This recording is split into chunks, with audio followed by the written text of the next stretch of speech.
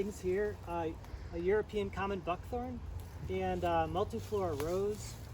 And the green one back there is honeysuckle, Eurasian honeysuckle. And so these invasive species making their way into the forest really pose a challenge to the forest long term.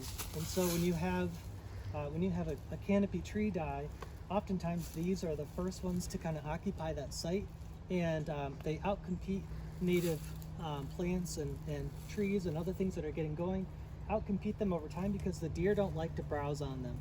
And so they've got an advantage over our native species, and so that they really start to spread throughout the forest. And one thing you can look for this time of year, most of our native species have dropped their leaves, or they're brown, golden. These guys are still going. And it's a quick, kind of easy way to identify non-natives in your forest is they're green in there right now, because there really shouldn't be, at least not in the shrubs and small trees. And so it's one thing you can kind of look out for. These things can be addressed, and it just kind of takes a lot of time and a lot of effort.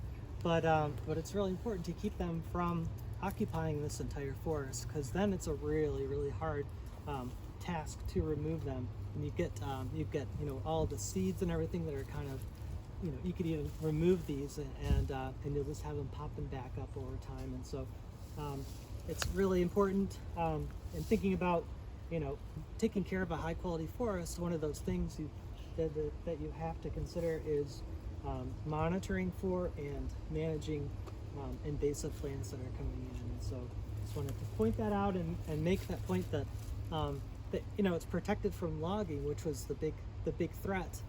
But these are kind of the new threats on the landscape that we also have to consider, that will degrade this forest over time if they're not dealt with. And so it's kind of just one of those things we have to look out for and deal with.